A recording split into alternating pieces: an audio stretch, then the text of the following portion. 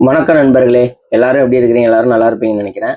ஆஹ் இந்த வீடியோல நம்ம எதை பத்தி பார்க்க போறோம் அப்படின்னா, மைவி3 ஆட்ஸ் அப்படிங்கிற ஒரு நிறுவனம் கடந்த 2024ல இருந்து தத்தளிச்சுக்கிட்டு இருக்கிற ஒரு நிறுவனம் தான். 2019ல இருந்து 2021, 22 வரையுமே நிறைய ஏழை எளிய நிறைய மக்கள்களை இந்த நிறுவனம் வாழ வச்சுது அப்படின்னு சொன்னா உண்மையாவே அதை மறுக்க முடியாது யாராலுமே. அப்பேற்பட்ட நிறுவனத்துக்கு யார் மீது கண் பட்டுதோ யார் கண்ணு பட்டுதோ தெரியல. 2024ல இருந்து இதுக்கு 7.5 நாட்டு சனி பிடிச்சது அப்படின்னு தான் சொல்ல முடியும். ஏன்னா 2024ல இந்த நிறுவனத்தை கேஸ் கொடுத்து முடக்கிட்டாங்க.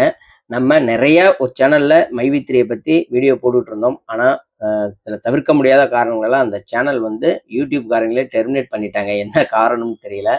ஆனாலும் இப்ப மைவி3 மக்களுக்கு நிறைய அப்டேட் தேவைப்படுதுங்கிறதுனால நம்ம திரும்பவும் வேற ஒரு சேனலை ஓப்பன் பண்ணி 2 வருஷத்துக்கு அப்புறம் இப்போதான் மைவி3 பற்றிய வீடியோவே நம்ம போடுறோம். ஸோ இதுதான் முதல் வீடியோ ஃப்ரெண்ட்ஸ். இதில் என்னன்னா ஒரு சின்ன அப்டேட் தான் நமக்கு கிடைச்சிது. அந்த அப்டேட்டை உங்க கூட ஷேர் பண்ணிக்கலான்னு தான் இப்போ இந்த வீடியோ நான் போட்டுக்கிட்டு இருக்கிறேன்.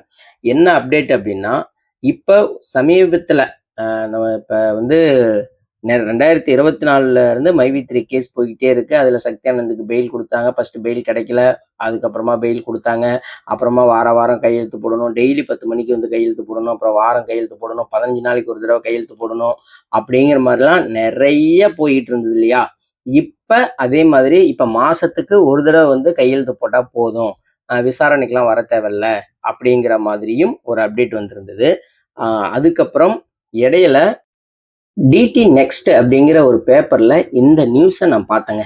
எம்எல்எம் ஃப்ராட் 38 பேர் அப்பியர் பிஃபோர் டிஎன்பிஐடி கோர்ட் அப்படின்னு சொல்லி இந்த நியூஸை நான் படித்தேன். இந்த நியூஸை படித்த உடனே அப்போதான் எனக்கு மறுபடியும் ஊற்றுது. சரி, மறுபடியும் மைவி3 பற்றின ஒரு நியூஸ் வந்திருக்கு, நம்ம மக்களுக்கு ஒரு அப்டேட்டை கொடுத்துருவோம், இதுக்கப்புறம் மைவி3 பற்றின வர எல்லா நியூஸையும் நம்ம கொடுப்போம் அப்படிங்கிறதுனால தான் இந்த வீடியோ. சரிங்களா. இந்த நியூஸில் என்ன சொல்லியிருக்கிறாங்க அப்படின்னா, அதாவது பல கோடி ரூபாய் முதலீட்டாளர்களை ஏமாற்றிய ஒரு மோசடி மல்டி லெவல் மார்க்கெட்டிங் நிறுவனத்தை சேர்ந்த மொத்தம் 38 பேருமே போன வாரம் வியாழக்கிழமை கோயம்புத்தூர்ல உள்ள டிஎன்பிஐடி நீதிமன்றத்துல ஆஜரானாங்க. மைவி3 மார்க்கெட்டிங் மேலாண் இயக்குனர் சக்தி ஆனந்தன் உட்பட எல்லாருமே ஆயிருக்கிறாங்க. இந்த நிறுவனம் லாபகரமான வருமானம் மற்றும் ஊக்கத்தொகைகளை வழங்குவதா கூறி முதலீட்டாளர்களை ஈர்த்ததாகவும் புகார்களை தொடர்ந்து பொருளாதார குற்றப்பிரிவினர் விசாரணையை தொடங்கினதாகவும் இதுல போட்டிருக்குங்க. இதுவரை 252 பேர் முதலீட்டாளர்கள் 3.17 கோடி ரூபாய் இழப்பு ஏற்பட்டதாகவும் புகார் அளிச்சிருக்கிறாங்க. 252 பேர் தான் இதுவரையும் புகார் அளிச்சிருக்கிறதா வந்திருக்கு செய்தி. சரிங்களா. இந்த வழக்கை ஜூன் மாசம் 29ஆம் தேதிக்கு ஒத்தி வச்சிருக்கிறாங்க அப்படின்னு சொல்லி இந்த நியூஸ் போட்டிருக்கு. 29ஆம் தேதி இந்த நிறுவனத்தை பத்தின ஏதாவது தகவல் கிடைச்சதுன்னா நிச்சயமா நம்ம சேனல்ல அப்டேட் பண்றேன். நம்ம சேனலை சப்ஸ்கிரைப் பண்ணாதவங்க சப்ஸ்கிரைப் பண்ணி வச்சுக்கோங்க. பக்கத்திலே இருக்கிற பெல் ஐக்கானும் கிளிக் பண்ணி வச்சுக்கோங்க. அப்போதான் அடுத்தடுத்து போடுற வீடியோலாம் உங்களுக்கு நோட்டிஃபிகேஷனா வரும். நான் 29ஆம் தேதி இந்த நிறுவனத்தை பத்தின இன்னொரு வீடியோவோட உங்களை சந்திக்கிறேன் ஃப்ரெண்ட்ஸ். நன்றி, வணக்கம். இதும் நன்றும் பிறர் தர வாரா.